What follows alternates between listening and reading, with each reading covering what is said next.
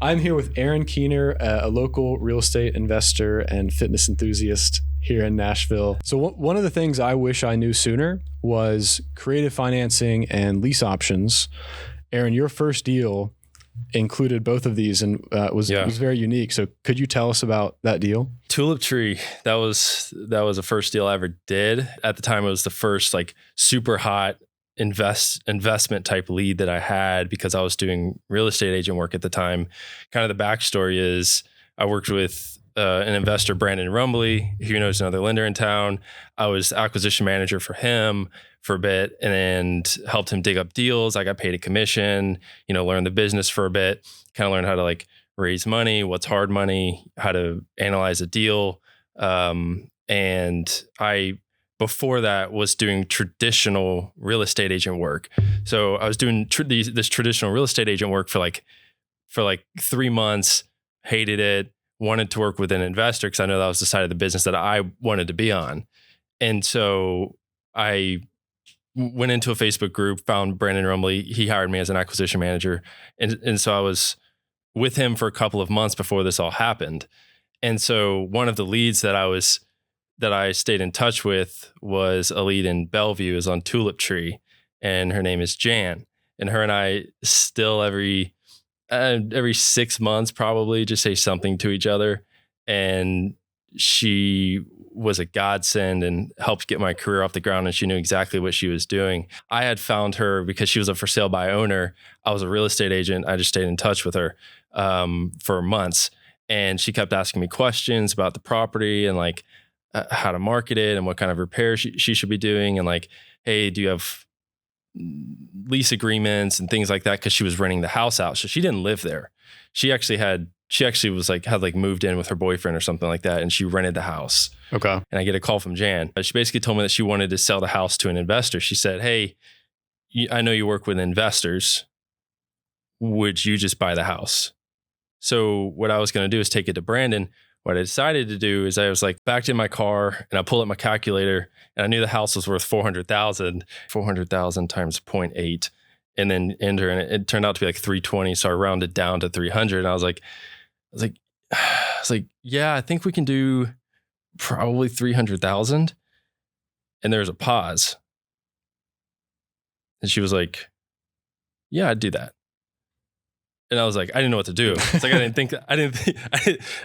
didn't get this far in my head. I'm like, yeah, awesome. So hung up the phone, called Brandon, and was like, hey, I have this lady. I know the house is worth 400 on the market. How can we do this? And he's like, hey, you got to take this down. And so he encouraged me for this to be like my first investment property, my first flip. That's awesome. Sort of thing.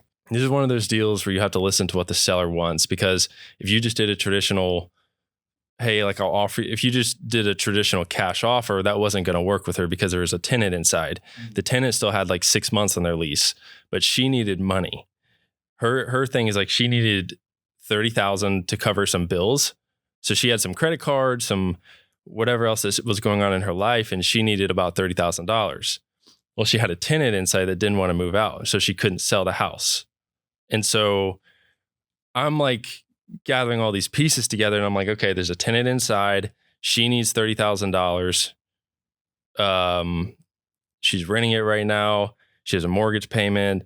Like she doesn't live there, and like kind of like taking in all these different pieces, trying to figure out how to craft a perfect offer. And so what we came up with was a lease option. I had just gone to a creative finance seminar that Brandon took me to, and he paid for all kinds of stuff. And I am so grateful for that relationship, and I owe him everything because he taught me everything I know now, creative finance, and I learned about lease options there. And I'm like, Brandon, why don't we do a lease option? Because I could lease the property from her for her mortgage payment. The tenant would pay me. I would manage the property. I would be cash flowing a couple $100s a month.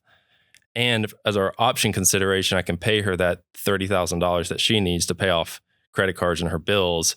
So that would make her happy. I'm managing the property. So now she's got her lump sum that she wants.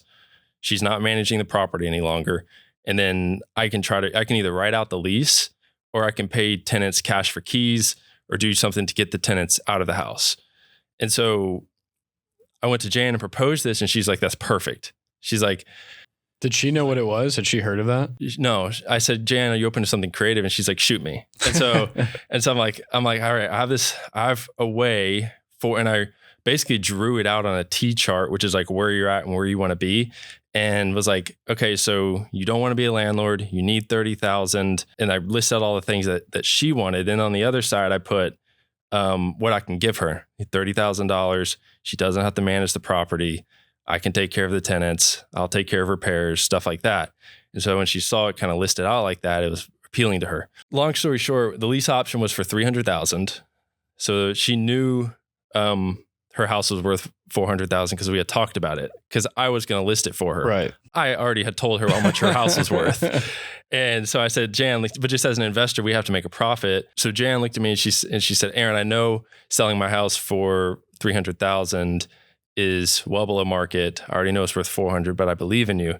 And I want to see you succeed. And I just want to like kickstart your career. Wow. Very much a godsend.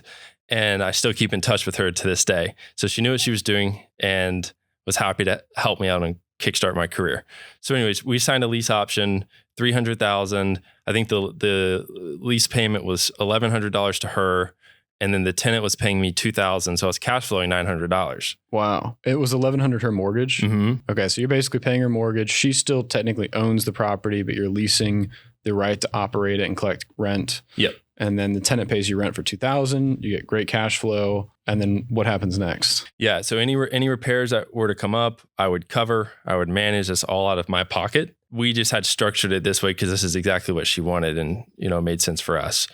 And so cool. She signed the lease agreement. I wired her $30,000. I got the money. Brandon won't do this again. Okay. This is not something that he does. But he had loaned the money to me unsecured against the property. So it was an unsecured loan that he gave to me.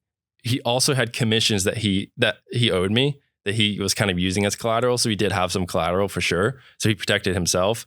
But it was an unsecured loan, once again, relationship-based thing. Just like with me and Jan, relationship business. Me and Brandon, relationship. Like I was able to get that money unsecured from him that I probably wouldn't have gotten from anybody else. And because he believed in me, and the whole thing was just a beautiful story. But I took over the lease, managed the tenants, and I approached the tenants pretty much the week after that we signed that lease agreement and wired her that $30,000. I approached them and I said, hey, like, I know you got a family here. I know you have 6 months left in your lease. I plan to honor that lease. You have my word that I will honor that lease. But I'm willing to pay you $5,000 today if in 30 days you would be willing to leave the property vacant. And they thought about it. They said no at first and then came back and accepted because they had some complaints about the house and they ended up accepting that offer. So I use several different strategies here: lease option, cash for keys, Unsecured loan raising from money. a friend. I did this whole thing, with nothing out of my pocket. And I wish I could come across more deals like that. This is still one of the better deals I've done to this day. And it was best because at the time I had $0 in overhead. Now I have a team, you have commissions to pay out. We have overhead and marketing that we're doing. And at the time I had $0 in expenses. And so that profit was net to me. That was a nice bump. And it was your first deal. First deal. That's incredible. So we got lease options, cash for keys, raising capital, all things that I wish I knew on my first deal. So yeah, thank you so much for sharing that story. Thank you for watching. If you'd like to learn more, go to urbangatecapital.com and click invest or borrow.